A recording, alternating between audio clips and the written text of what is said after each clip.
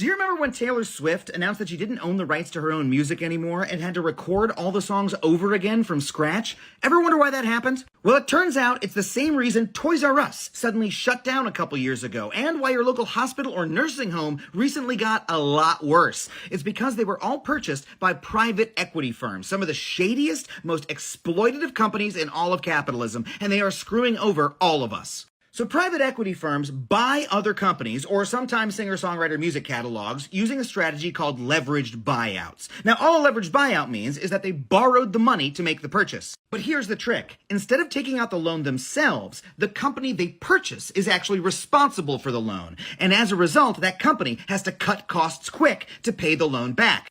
That often means they have to lay off employees, cut services, or jack up their prices just to pay the loan back and make the private equity company the profit they expect. Now, this is just the beginning of how messed up private equity is. So if you want to learn more, I made a video with More Perfect Union, and you can check it out on their YouTube channel. So at a certain point under capitalism, this is how everything works. And now we need to understand exactly why. The truth of the matter is, when it comes to production, we have more than enough. Not just more than enough for the United States, more than enough for everybody in the world. And for the most part, markets are saturated. Just take a look at Netflix right now. Netflix is struggling to expand their user base because basically everybody that would pay for Netflix already is. And so once these capitalist institutions get themselves established to the point where the market is saturated, the only possible option that they have is fee extraction and debt accumulation. Now, how does exactly this operate? You'll see this when retailers start their own credit cards. You'll see this when private equity firms come in with highly leveraged purchases of companies, where the easiest way to make money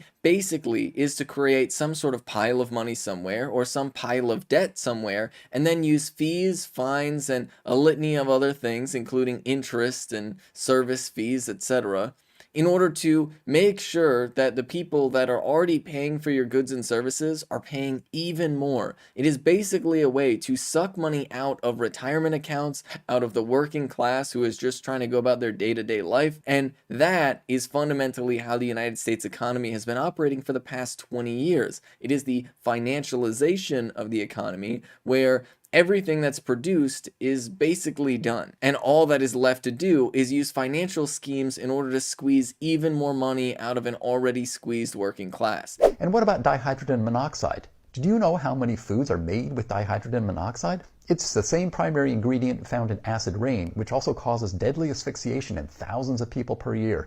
It's also known as H2O, or water, which really is the primary ingredient in acid rain, and people do drown in water. I wanted to use this video to talk about, American culture and just kind of how a lot of us go about things without even realizing it. Which ice is healthier? This natural ice from a pure crystal lake in the natural outdoors, or this artificial ice from a man-made machine? It's funny, but there really was a time when people trusted this natural ice more, despite all the bird poop and fish pee. Now, we live in an influencer society. We live in a society where superficiality runs rampant. We set many of the world trends right here. And because of that, a lot of what we do is because it's trendy, not necessarily because it really is of benefit to us. Maybe we are choosing to try new things, but a lot of the time we're just following trends. So you can see this from this video's perspective, whether it's natural or not natural. You can see this in the fitness world too. You know what I'm saying? A lot of the time people are in the gym just so they can post pictures so they can get a lot of likes. And a lot of the most famous fitness influencers, they've had surgery. You know what I'm saying? They've had surgery on this, they've had surgery on that. Their entire bodies are synthetic, and then they're just selling you an image that you can look like this. But a lot of the time you really can't look exactly like that unless you've had your body operated on in certain types of ways. So this type of culture permeates across all markets.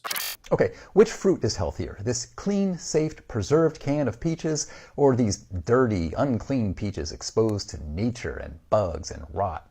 It's funny, but there was a time when people also distrusted natural things. They knew nature was out to kill them, and people really got sick from fruits. So canned fruit was actually considered healthier and higher quality.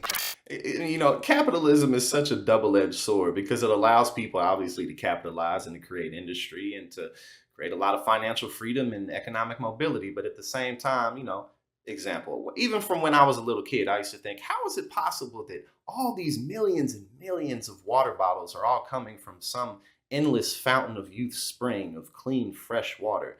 I used to think this has to just be, this is just tap water. It's just, they're just cleaning the tap water because they would have long run out of rivers. And then obviously the oxymoron, again, the double-edged sword I was talking about. This is this natural spring water and it's so good for you. And we're selling it in billions and billions of plastic bottles that take hundreds of years to decompose, and that now microplastics are floating throughout all of our bloodstreams and we can find them inside.